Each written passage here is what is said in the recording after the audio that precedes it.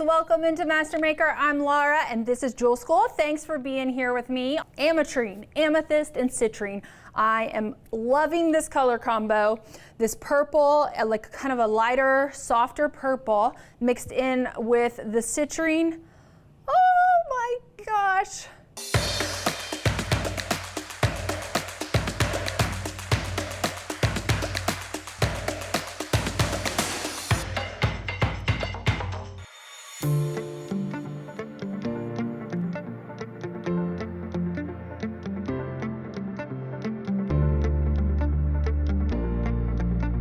Let's see, today, this is the strand that I saw that I was like, oh my, I have to use that. And so this is the inspiration for this series. The camera seriously just does not do this justice. Oh my gosh, it is stunning. These huge nuggets with a little bit of purple and a little bit of gold in there. You've got your amethyst and your citrine. This is ametrine, and it is gorgeous. Look at the clarity on those. They're incredible. Each one of them is completely unique, but I was able to make some matching pairs. So you are able to find some that match enough to make an earring, but these are really big, chunky nuggets. Then we are using the sweetest strand of Citrine Briolettes, y'all. I just want a necklace of just these, like strung on just a necklace. Oh, like, look at it on the black. Look at the sparkle in these brios. They're teeny, teeny, tiny, 4x6, teeny, tiny little brios. They are absolutely stunning. They're a really nice, like rich citrine color. They're not real pale. They've got a lot of depth to them, which, you know, sometimes can be hard to find in citrine. And this, I just made like a little loop with my brios, with my wire, and I hung the ametrine on there, but it's just got like kind of this fun little flower shape up there at the top with an ametrine dangling down from the bottom. So I'm gonna quit blabbing and we're gonna get into this demo. So easy, y'all. You're gonna be like, that's it? We're using 28 gauge wire today. You can use 26. I believe, yeah, 26 will go through these citrines as well. I just had this 28 sitting there. So I figured, I haven't used 28 in a long time, and man, did it feel strange. I've been using 26 for so long that I picked up 28 and I was like, this is like thread. But it is a great thing to have on hand because sometimes 26 just doesn't work. So the thing with these ametrines is you're not gonna be able to get a head pin through them. You'll be able to get a head pin through one side, but it won't come out the other side. Because these are all hand drilled, and so their drill holes are not perfect, which is okay. So we're gonna wire wrap this instead of dropping it on a head pin. I tried to ream out one of them and it was just taking too long, and so I was like, we're gonna go a different route. And so that's what we're gonna do. This is way too much wire, but that's okay. We're gonna come up and around our bead. So just pick a side, doesn't matter which side. And we're gonna come up here at the top of the bead. Just give that a little twist.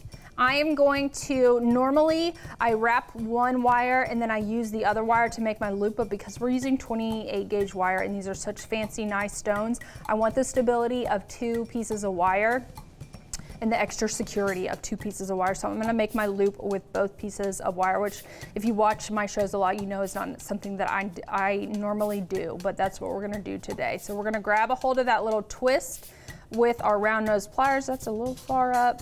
Come down a little bit. I don't like making huge loops unless it's like a design feature. I like to keep my loops as small as possible. I like to like minimize the look of connections.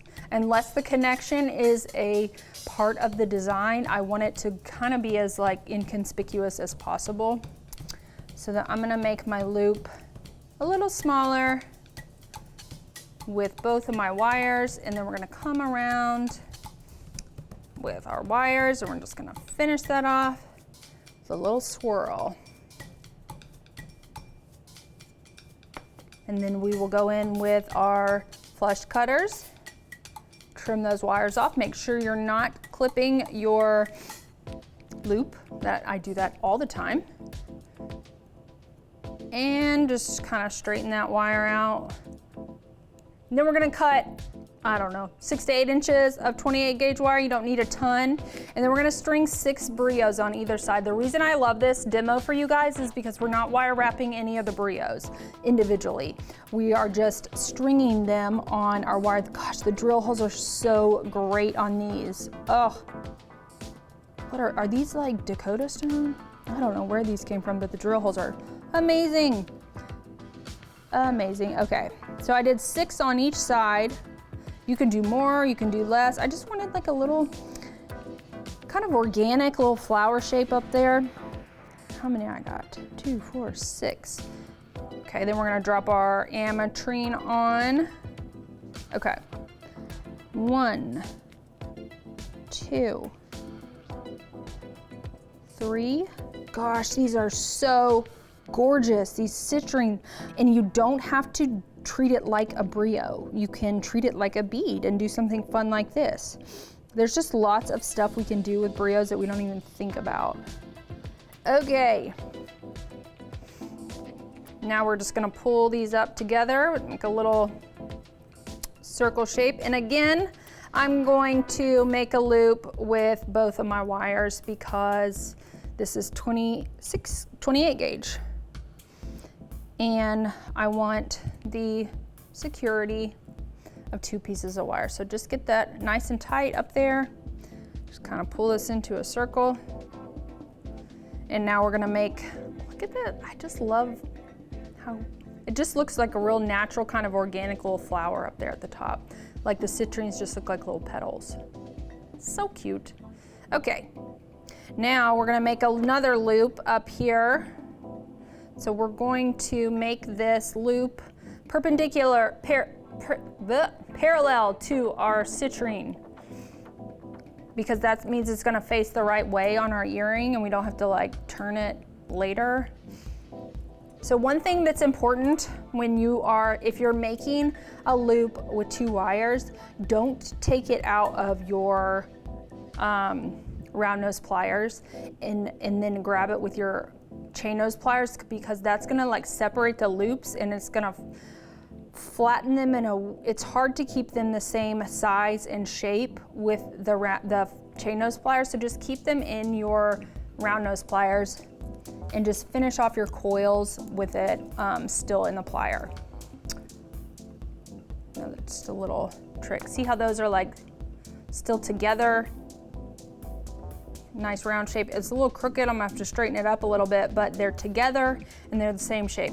Lots of crazy things happen when you take the round nose pliers out and you grab it with your chain nose pliers. That's part of the reason why I don't typically make my loops this way, because my tendency is to let go of the round nose pliers and grab it with the chain nose, and it just doesn't ever end up looking like I want it to. So we're gonna go in and we're gonna trim those tails, and we're gonna tuck our tails again. Don't forget that. Then we're just gonna straighten this guy up. See, I got them all separated. I mean, it's not the end of the world if they're separated a little bit, but it just looks a little neater. Oh, how cute is that little earring? I feel like a bumblebee would just fly right up to this, right? Okay, so to finish it off, we are going to add an ear wire. These ear wires do not match. That's okay. Drop that on the ear wire and close that off, and then we're gonna slide it on here. Those are a fun, springy pair of earrings. These, like, look at all the sparkle and the movement in those, just fun, kind of funky little pair of earrings and a fun little way to use brios that don't require you to individually wire wrap all of your brios. Hey guys, thanks for joining me today. I hope you enjoyed today's demo. If you need any of the tools and supplies that we used today, check out the links in the description below.